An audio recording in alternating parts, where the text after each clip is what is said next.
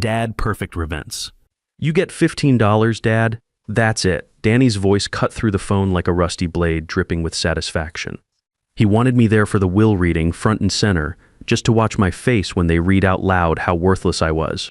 What he didn't know was that his mother, even in death, had one last move to play. My name is Roger Martinez. I'm 50 years old, and for the past 5 years, the sound of my woodworker's plane has been my only companion. Here in my small workshop in Austin, Texas, I wasn't a failed architect anymore. I wasn't a discarded husband. I was just a carpenter who built honest things from broken pieces. The workshop smelled of sawdust and linseed oil, the only cologne I wore these days. Sunlight streamed through the single window, illuminating the dust motes dancing in the air like tiny galaxies. My current project, a rocking chair made from Texas walnut, sat half-finished on the bench. The wood grain was beautiful. Honest, it didn't lie or deceive. It simply was, with all its knots and imperfections. I was working on shaping the armrest when my old flip phone started buzzing on the cluttered workbench. The sound was harsh against the workshop's peaceful silence. The caller ID showed 2 words I hadn't seen in 20 years, Danny Morrison, my son. 20 years without a single call that wasn't a demand or an insult. 20 years of silence I'd assumed would last until one of us was in the ground. Roger, he said when I picked up. He never called me Dad anymore. Just Roger, like I was some distant acquaintance he barely tolerated. Victoria's gone. Strote last week, it was fast. Victoria, my ex-wife. The words hit me like a physical blow, but they didn't seem to fit. She'd always been a force of nature, a hurricane of ambition and creativity. Brilliant, beautiful, and utterly destructive when she set her mind to something. To think of her as just gone felt fundamentally wrong, like someone had told me the sun had burned out. The funeral? I started to ask, my throat suddenly dry. It's over. You weren't on the list. He cut me off with casual cruelty.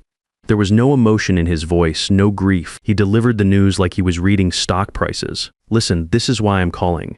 Her lawyer needs you there, the will reading. Friday, 10 a.m., sharp. Caldwell and Finch, Manhattan, don't be late. It wasn't an invitation. It was a summons, a command delivered from on high by a son who'd long ago appointed himself king of a world I no longer belonged to. I could picture him in his expensive office, probably wearing a suit that cost more than my monthly expenses, looking out at a view I'd once helped design. I have no reason to be there, Danny. Victoria and I settled everything 20 years ago in that courtroom. I have nothing that belongs to her, and she has nothing that belongs to me. A sound came through the phone then, a short, ugly bark of laughter. It was stripped of all humor, a noise of pure contempt that stirred something deep inside me I'd thought was long dead. "Oh, I know you're not getting a dime," he sneered. "Don't be a fool. Mom despised you, everyone knows that. But it's a legal formality, some procedural thing. You have to be there in person to officially hear that you're a zero, a documented, notarized confirmation of your complete irrelevance to this family." He paused, letting the poison sink in. I could practically hear his satisfaction through the phone. "Personally, I just want to be there to see your face. I want to watch that quiet, fake dignity of yours crumble when you hear it read out loud. It's the only entertainment you're good for anymore. The only value you have left. The humiliation was so raw, so direct, it was almost impressive. This wasn't the anger of a wounded son lashing out in grief. This was calculated cruelty, the methodical torture of a victor who wanted to rub his opponent's face in the dirt until nothing remained. "Are you finished?" I asked, my voice dangerously quiet almost. He said, his tone dripping with condescending amusement. "Don't worry about the trip back to whatever hole you crawled out of. I'll spot you $15 for the bus ride home.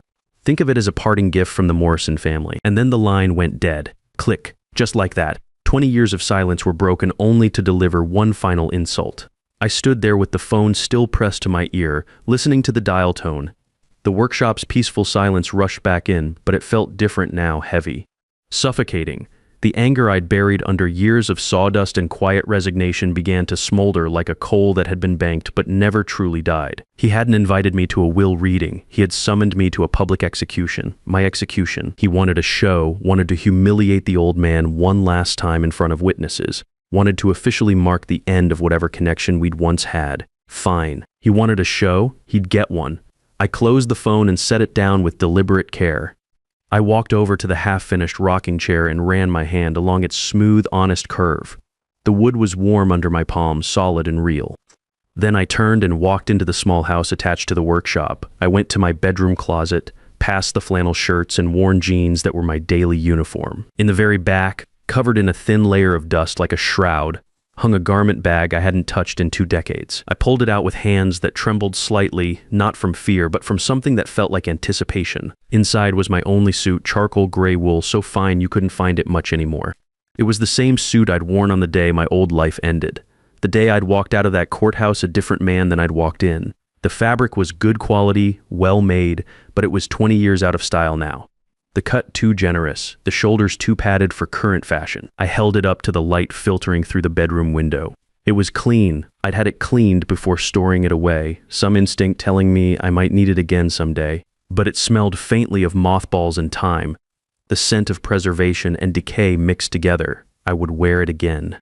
Not as the uniform of defeated had been before, but as armor for whatever battle was coming. Because Danny was wrong about one thing, I wasn't the same man who'd been broken in that courtroom 20 years ago. That man had been naive, trusting, willing to sacrifice everything for people who didn't deserve it. This man was different. This man had learned patience. This man knew how to wait. Friday morning, the cab ride from LaGuardia felt like traveling through dimensions. Austin's quiet, sun-baked streets were a distant memory, replaced by the towering canyons of steel and glass that made up Manhattan. I paid the driver, the fare stung more than I'd expected, and stepped out onto the sidewalk. The air was different here. Colder, sharper, carrying the weight of 8 million ambitions and twice as many disappointments. Car horns blared, people rushed past without making eye contact, and somewhere in the distance, a siren wailed its urgent song. This was Danny's world now, a place where money talked and everything else whispered. The building housing Caldwell and Finch didn't just occupy its corner of the street, it dominated it. A sheer cliff of dark glass and polished granite that stretched up until it seemed to scrape the gray October sky. The architect in me, the part that had once designed buildings like this, couldn't help but admire the clean lines and the way the morning light caught the facade. But the carpenter in me, the man I'd become, saw it for what it really was, a fortress built to intimidate. I pushed through the revolving glass doors, and the chaos of the city was instantly cut off, replaced by a deep, reverent hush. The lobby was a cathedral built to worship money. The floors were acres of white marble, polished to a mirror shine that reflected the soaring ceiling far above. The walls were paneled in dark mahogany that gleamed with fresh oil and old wealth. The air itself felt expensive, climate-controlled to perfection and scented with something that probably cost more per ounce than my monthly grocery budget. I had spent my entire career designing buildings, but I had never designed a space like this. This wasn't built for people. It was built to remind every person who entered just how small they were in the grand scheme of things. How insignificant their problems must be compared to the vast machinery of wealth that operated in these halls. I was wearing my charcoal suit, the good wool one that had seen better decades. I'd pressed it myself back in Austin, taking care to get the crease in the pants sharp as a knife's edge. The shirt was white cotton, also pressed, with a collar that was slightly frayed but clean. My shoes were leather, resoled twice but polished to a decent shine. It was the best I had, the armor I'd chosen for this battle. But walking across that marble expanse, I felt like a smudge of grease on a pristine canvas. The suit was clean and pressed, but it was old. The cut was wrong, the shoulders too padded for current fashion. It screamed outdated to anyone who cared to look. And in a place like this, everyone cared to look. A few young lawyers, men and women in their 30s wearing suits that probably cost more than my truck, glanced up from their phones as I passed. Their eyes didn't linger. They scanned, categorized, and dismissed me in one fluid motion. Not a client, not a threat, not worth their time. Just an old man in an old suit, probably here to contest a parking ticket or settle some small claims nonsense. My footsteps echoed embarrassingly loud on the marble, each click of my leather soles announcing my presence like a herald I didn't want.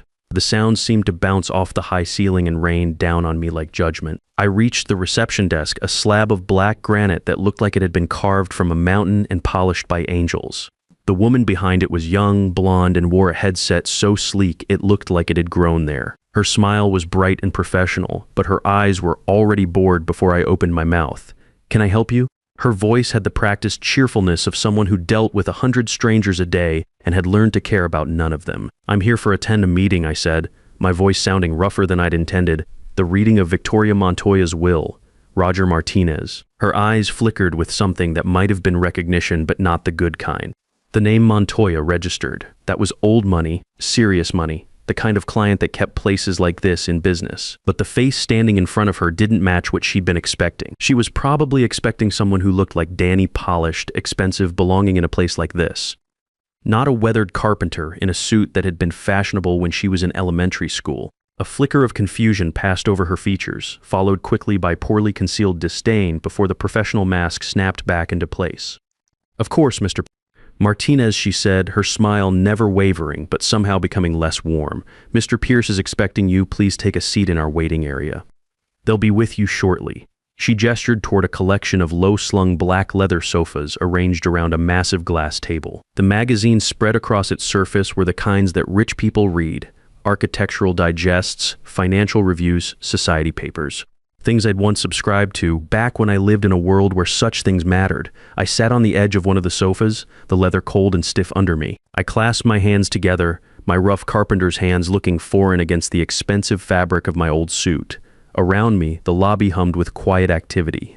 Well-dressed people moved with purpose, their voices low but confident. Everyone belonged here except me. I looked up at the abstract art hanging on the walls, splashes of color and geometry that probably cost more than most people made in a year, but meant nothing to me beyond the raw materials and labor that had gone into creating them. Everything here was designed to impress, to intimidate, to remind visitors of their place in the hierarchy. I was a ghost in this place, a relic from a past everyone had agreed to forget. I was here to be told, in the most official way possible, that I was worth nothing. That 20 years of exile had been justified, that my son's contempt was earned, that Victoria's rejection had been the right choice all along. But as I sat there, surrounded by all that marble and mahogany and money, I found myself thinking about my workshop, about the smell of sawdust and the feel of honest wood under my hands, about the rocking chair I'd left half-finished, waiting for me to return and complete it. That chair would outlast this building. It would outlast all the money and power that filled these halls, because it was built by hand with care, from materials that had grown slowly and would endure. It had something this place, for all its grandeur, would never have. It had truth. They didn't just walk into the waiting room, they made an entrance. It was Danny, and he wasn't alone. He moved with the swagger of a man who had never been told no in his life, never faced a consequence he couldn't buy his way out of.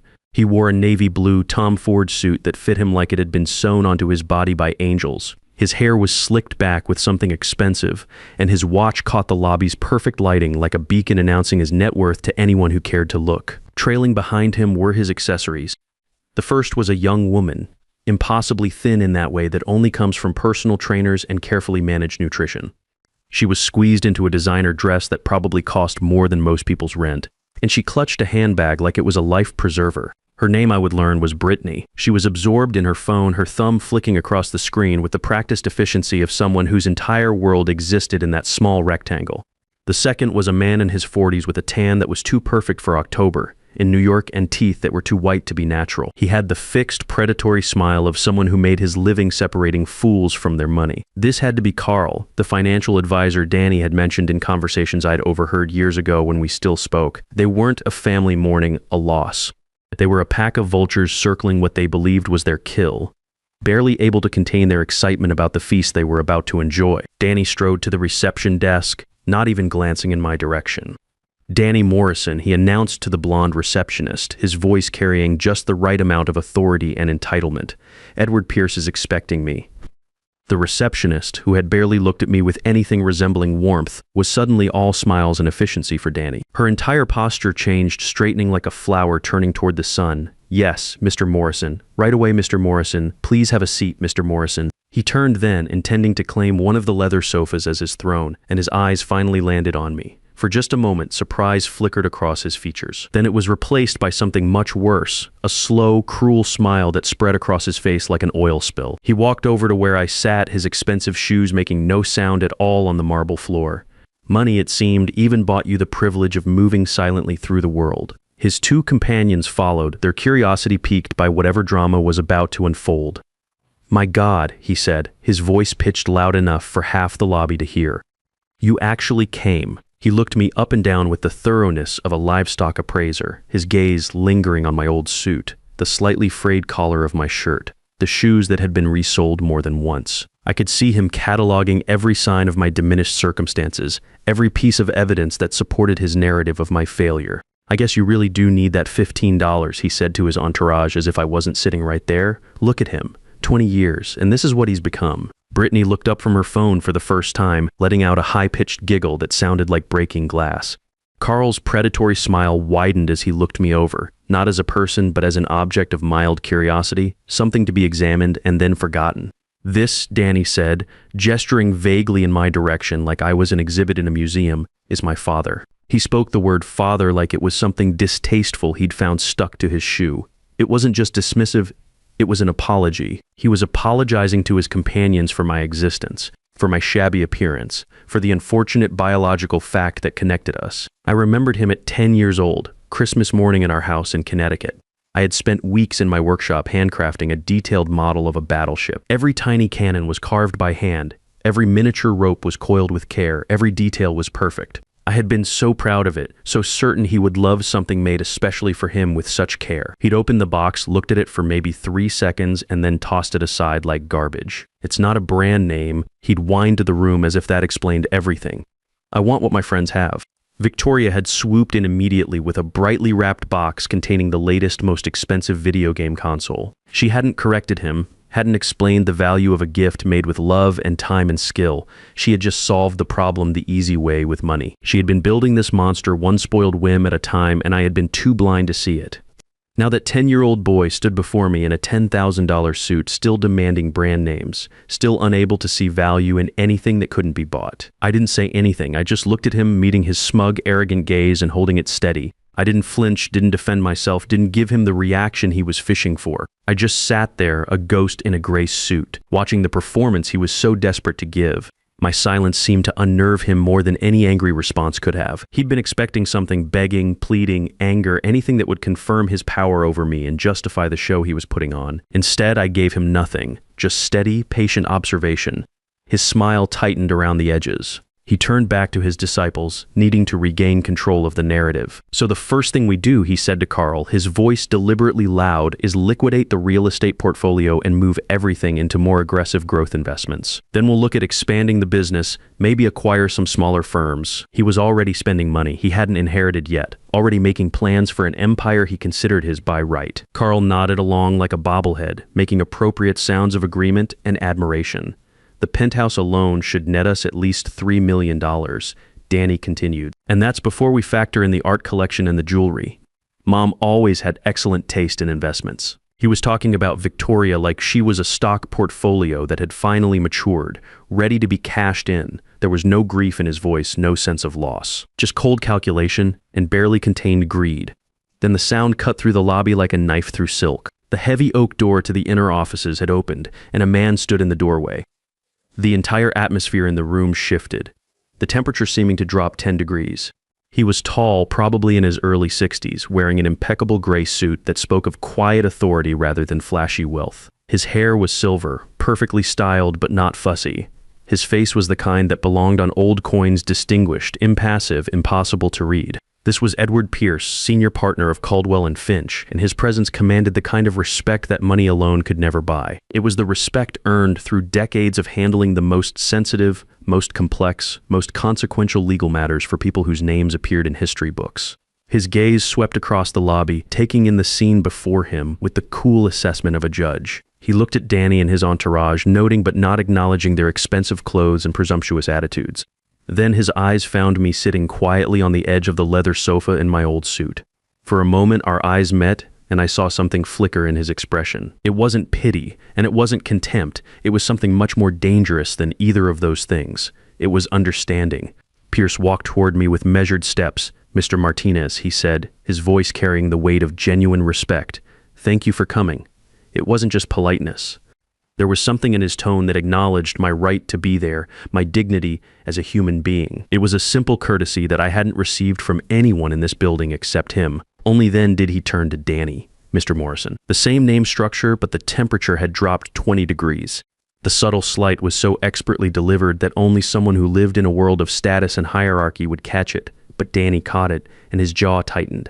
"Let's get this over with, Pierce." Danny snapped, his voice sharp with impatience and barely controlled entitlement. "I have reservations at Per Se to celebrate." Pierce's expression didn't change. He simply nodded once. "This way, gentlemen." The conference room was a monument to serious money. A massive mahogany table dominated the center, so perfectly polished it looked like a dark mirror. Floor-to-ceiling windows lined one wall, but they offered no view of the sky, just the gray face of the skyscraper across the street. It was a room designed for making decisions that affected millions of dollars and thousands of lives. Danny naturally claimed the power position at the far end of the table, spreading his arms wide like he was already the king of this particular castle. Brittany and Carl flanked him like courtiers, ready to bask in whatever reflected glory came their way. I took a seat near the door, the afterthought, the legal requirement that had to be satisfied before the real business could begin. Pierce walked to the head of the table and placed a thick, leather-bound document on the surface with a soft but definitive thud. The sound seemed to echo in the hushed room like a gavel falling. He pulled out a pair of gold-rimmed reading glasses with deliberate, methodical slowness.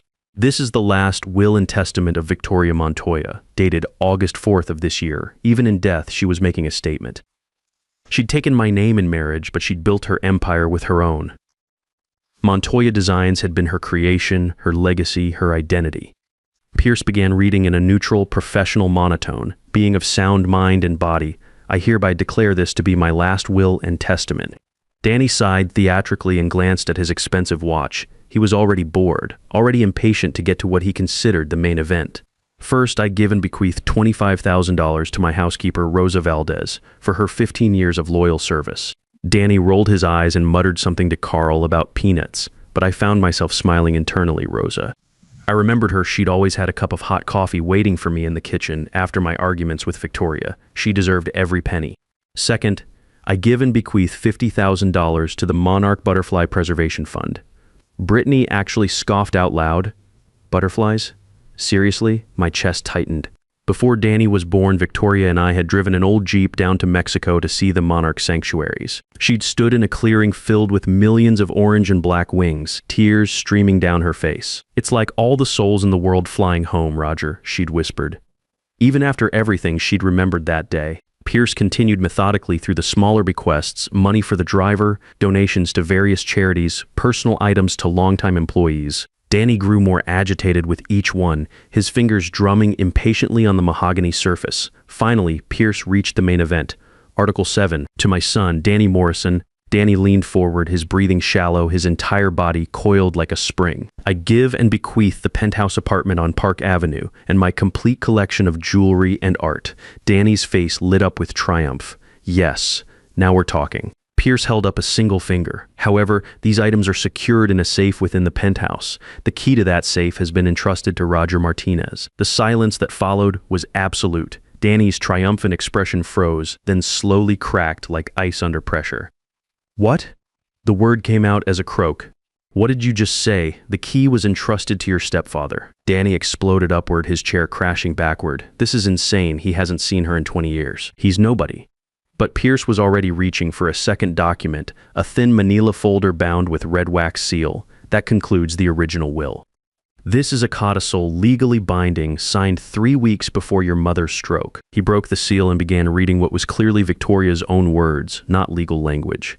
To Danny, I'm writing this because I'm finally done being a coward. For 20 years, I've let you believe a lie about your stepfather that destroyed a good man. No, Danny whispered.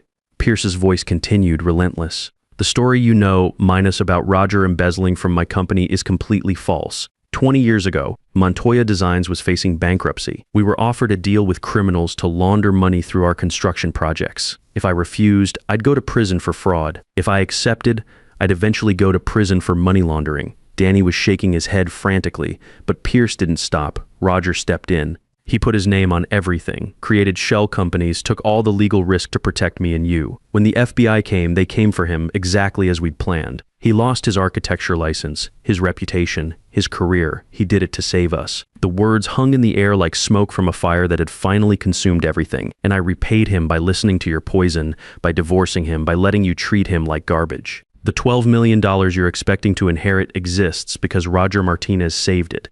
Pierce turned the final page. Therefore, I give my entire estate, the company, the properties, all assets, totaling $12 million to Roger Martinez. To Danny, I leave exactly what he so generously offered his stepfather. $15. Pierce produced a single check and slid it across the table, $15 for bus fare. Danny stared at it, his face cycling through disbelief, rage, and finally complete breakdown. Carl and Brittany were already backing toward the door, abandoning their sinking ship. "This is fraud," Danny screamed. "I'll contest it." Pierce pressed an intercom button, 2 security guards entered and efficiently removed the screaming Danny from the room. When silence returned, Pierce looked at me. "She kept everything, Mr. Martinez, all the evidence of what really happened. It's in a safe behind a painting in the penthouse." He handed me a small brass key. "She wanted you to decide whether to make it public." I closed my fingers around the key. The money was nice, but this was my name back, my honor restored, the truth finally told. 20 years of lies had ended with one document. Victoria's final gift wasn't the money. It was the chance to be seen once again as the man I'd always been. The truth, like good craftsmanship, takes time, but when it's finally revealed, it lasts forever. Sometimes the greatest victories come not from fighting back, but from standing quietly while the truth does the fighting for you, because lies may travel fast, but they can never outrun the patience of a man who knows his worth. In the end, real wealth isn't measured in millions of dollars, but in the moment when the people who wronged you finally see you for who you really are and realize they threw away something precious that no amount of money could ever replace.